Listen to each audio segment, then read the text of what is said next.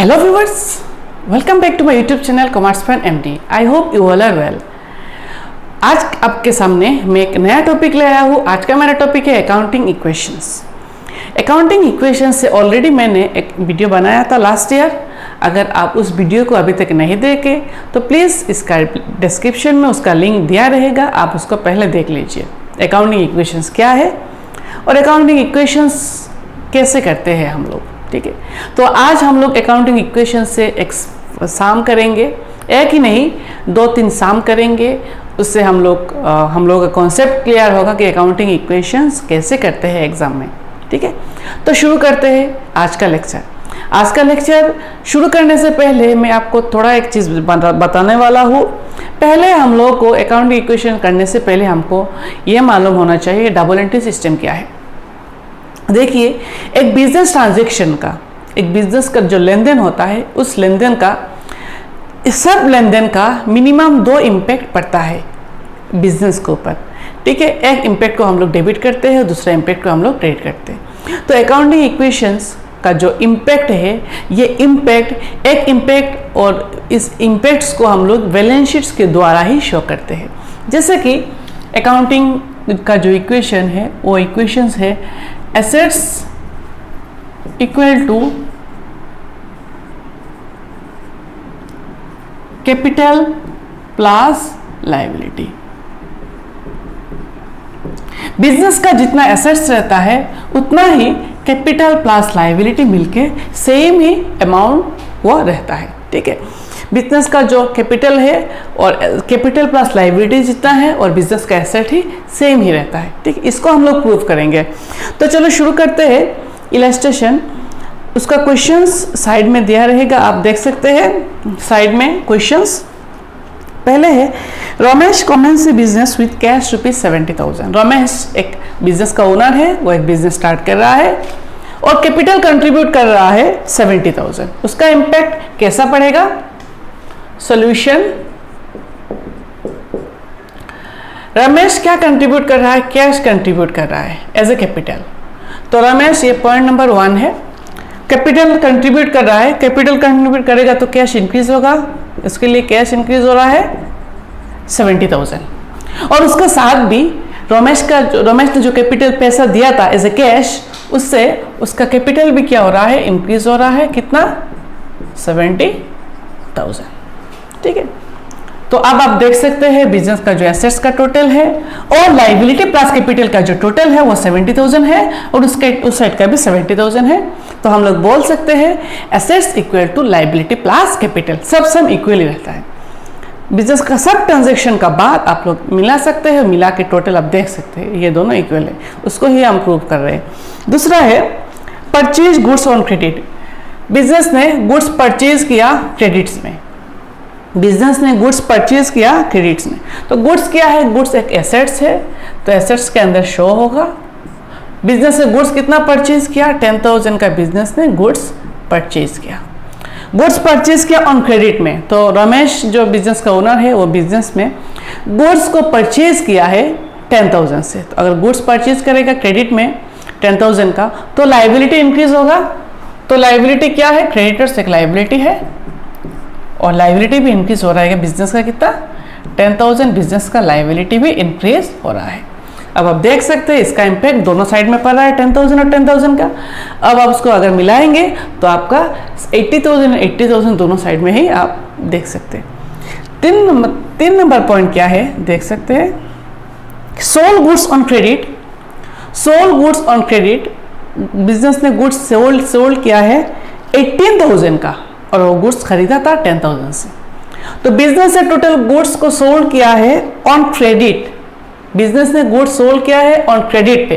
तो बिजनेस अगर किसी को क्रेडिट में गुड्स सोल्ड करता है और सेल करता है, उसको हम बोलते हैं, उस पर्सन को हम बोलते हैं डेटर्स। तो डेटर्स क्या है? एक बिजनेस का एसेट्स है। डेटर्स हम शो करेंगे। उस डेटर्स को कितना हम लोग सेल कर रहे हैं?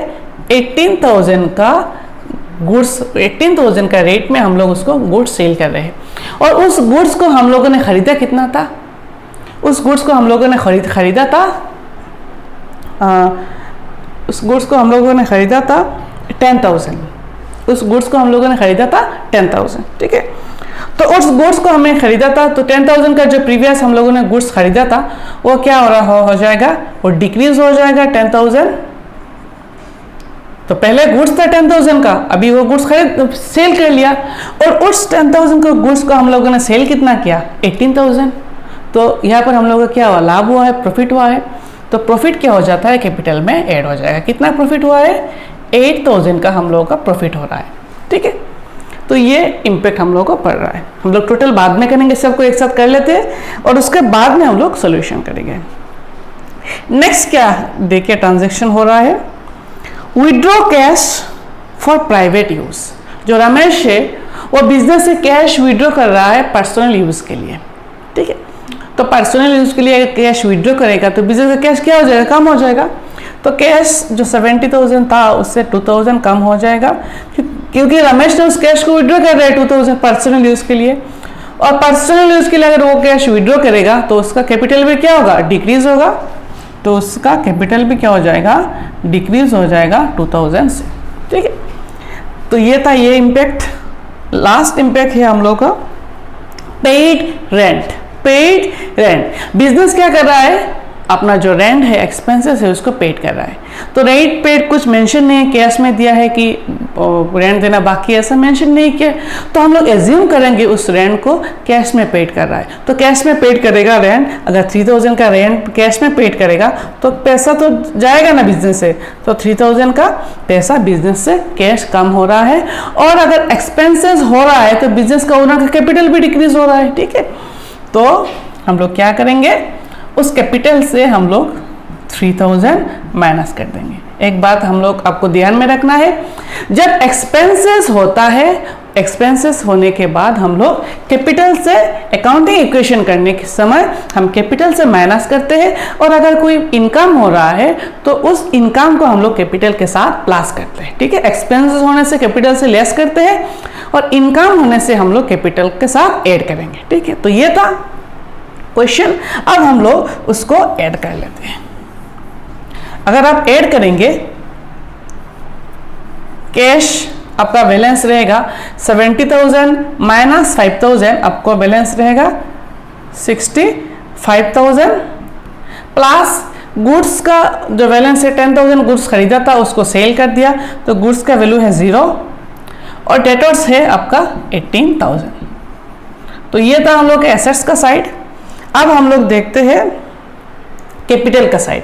कैपिटल कितना था, 78,000। 78,000 से 5,000 अगर माइनस करते हैं तो हम लोगों का रहता है 73,000, और हम लोग उस 10,000 को भी ऐड कर लेते हैं, ठीक है। अब आप मिला सकते हो।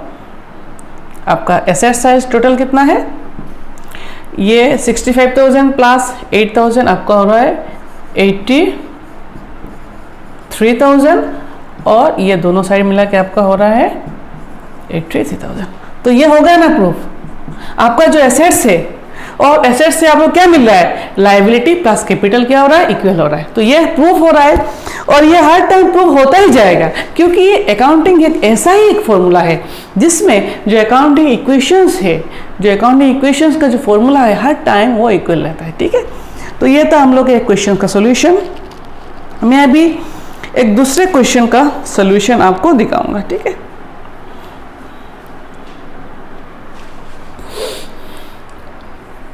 एक दूसरा सॉल्यूशन,